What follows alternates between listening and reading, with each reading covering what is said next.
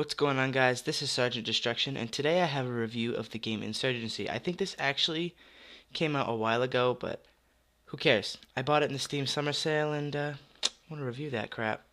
So I thought I'd start off with the pros of the game. The first thing I noticed when I played this game was that it has a very, very large skill gap.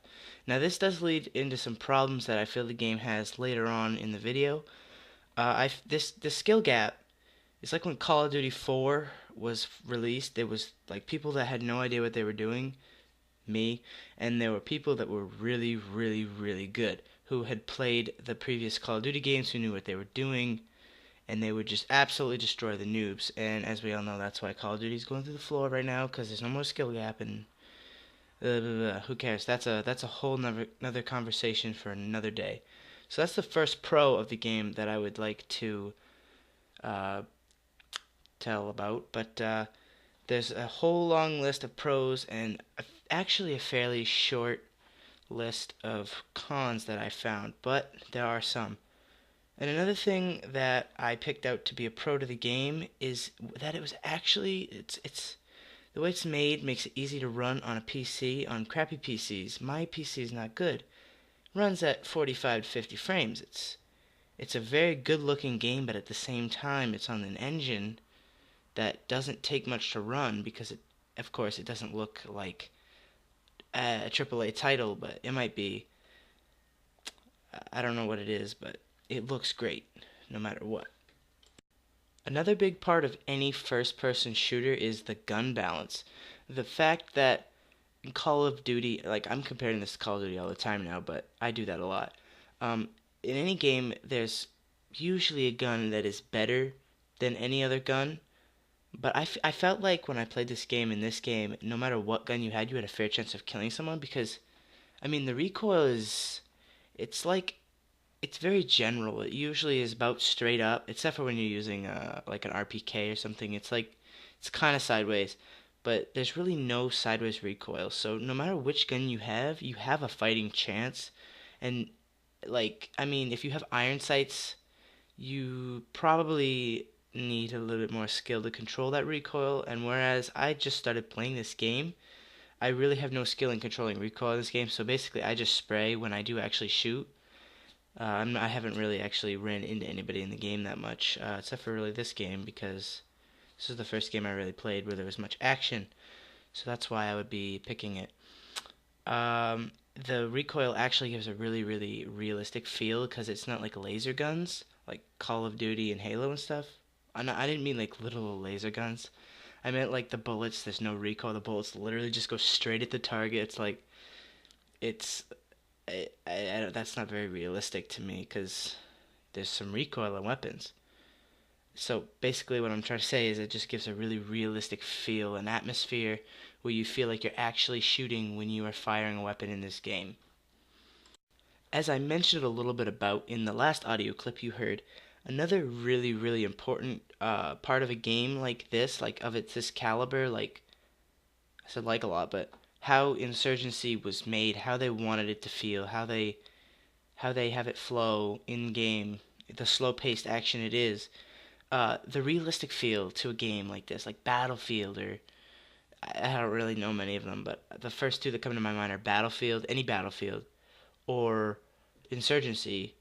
Maybe Fallout. I don't really know, but peeking corners, spraying, and suppression gives it a really realistic feel. Because when you pick a corner in this game, you fear that there's going to be someone around that corner, and it's a 1 to 2 shot kill. So you got to remember that if you get shot like once, you could just die right away. Especially if you're sharpshooter, where you have no, you generally go for the more gun-based attachments like 2 times red dots and trace around so you can see where you're shooting, and maybe I don't know, a heavy barrel or that might actually be assault. I'm not very keen to what is in the game. But basically, peeking corners, you are literally going through a building. You have to peek every corner. Check the corners or you're going to die. So I like that about the game. Spraying, if you spray, you hip fire, you're not going to hit anything. Like, there's no chance. You're just going to, bullets are going to go everywhere. You're going to start killing teammates if you're that unlucky. But final thing of this part, suppression, it's a very big debate that happens about Battlefield 3 all the time. The suppression in this game is like Battlefield 3. You get suppressed, and your screen's blurry, you can't aim, you can't see anything, and you slow down a little bit, I think. And that is a big controversy, and again, it's a topic for a whole nother video, but I actually like the suppression that way. I feel like if you can see a guy and he's in the open enough to where you can suppress him like that, or behind cover and you know he's there, because he wasn't sneaky enough. I feel like you should be able to shoot bullets over him and have him not be able to fire back until you stop shooting. Because in real life, if you're behind a barrier that can stop bullets and you're getting shot at, you don't peek up and shoot. You stay down. You're not peeking that. You either find a way just to not, like, from paintball, I have experience with that. Bullets, paintballs are coming over your head, like however fast they're going. I don't care how fast they're going, they're gonna hurt. You don't peek that until they stop shooting, or you can try to run away while staying in cover at the same time. Another crucial part of any first-person shooter is the map design. Like, there are people that will complain about map design for days, but I'm not complaining about this game. I hate it when games have a linear map that's just like, say, straight down the middle, you can go to the right or you can go to the left. Say Dust 2 on Counter-Strike. I mean, some people might not actually know what that is, so I'm going to go with Call of Duty map. Let's say Nuketown. There's straight down the middle, or there's to the right of the house, or there's to the left of the house. Straight down the middle would be through the house. It doesn't have that. The maps, they're just, really people are gonna honk. But anyways, they're random. They're not linear or anything. They're just, I think, like what I felt when I played the game. People were just the the buildings were just randomly placed. I didn't feel like they were placed anywhere for a reason, except for a few of them. Like, you can tell there's a few there, so you can take cover while you're probably getting shot at. Um, some of the maps, though, I'm not going to say every map is random like this, but some of the maps are very, very linear. Like, there's one, I don't know what it's called, and there's a desert, and there's a river, and you basically, you go straight up the middle, and that's where the fight is. Now on to the cons half of the video. The first con that I found with this game that I didn't like was the matchmaking. I was being placed in games with people that were much better than me, far better than me. Say they'd been playing the game for 2 months, if it's even been out for 2 months, and I've been playing for 2 days. How do you think that's going to go? Especially with the skill gap in this game. Like I said, it would tie into this, something later on in the cons half of the video. But just imagine someone playing this for 2 months, then you coming in and having 2 days of experience, basically having no idea what you're doing, like having an hour on this game, which is what I had before today. I mean, I spent some time playing this game, trying to learn it, trying to get this video together so I could say what I felt.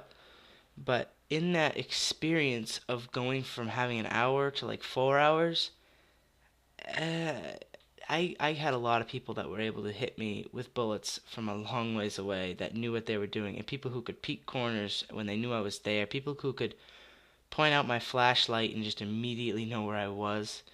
It's just, I feel like there needs to be, some people disagree, but I feel like there needs to be some form of matching people with the skill group of people that they have a chance against, so that they can actually enjoy the game. I feel like it's less of a thing where experienced players need to actually have a chance to not play against other experienced players sometimes so they can win.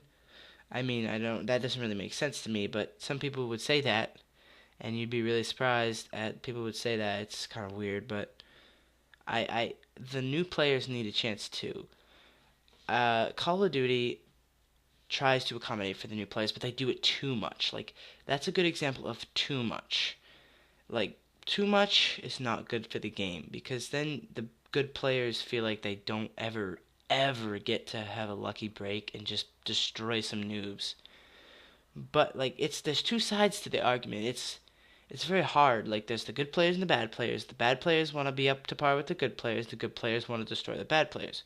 How do you mix this in?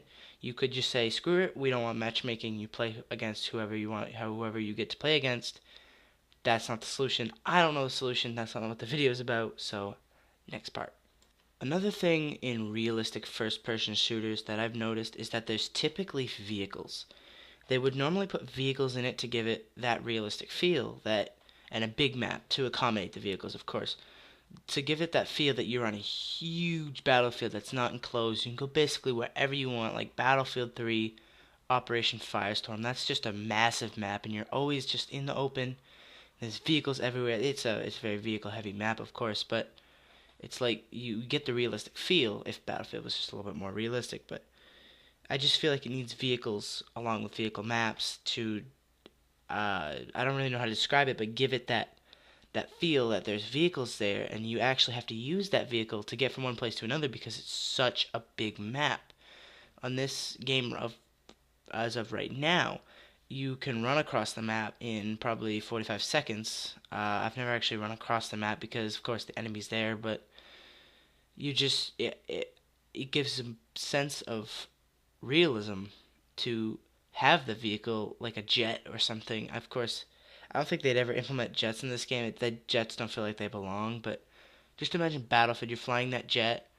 Everything's below you. They're all tiny. You're trying to shoot them with your gun as you slow down to do a strafe run. Yeah, that kind of realism that I would like to feel when I play a game. The final con I found with this game is the fact that you need to be able to blow more shit up. There's no destruction in the game. I don't really know if they would ever like accommodate for this in the game, like an Insurgency 2 or something. Like Battlefield Bad Company 2, you just blow anything up. You just blow up a building. It's just take it down with C4 or a tank or anything. Whatever you want to do, it just comes down. You can kill people in it. Uh, I never really noticed any destruction in this. Like you can't shoot a box to break it. You can't like shoot something to move it. It's like everything's static. I don't like that. I actually prefer a physics engine to a game.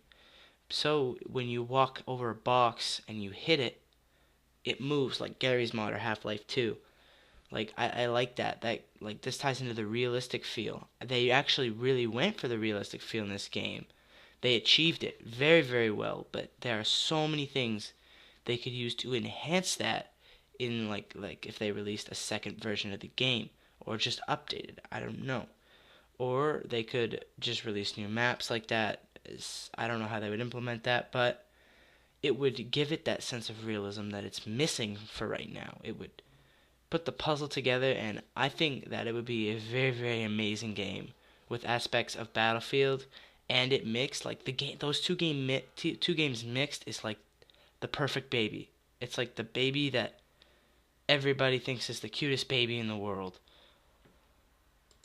Thanks for listening to me rant about this video for however long it was. Thank you for watching. Thank you for listening. And I hope you enjoyed the video. If you did enjoy the video, please like, subscribe, and if you really, really liked the video, favorite it. Maybe you can watch it later. So, see you guys next time.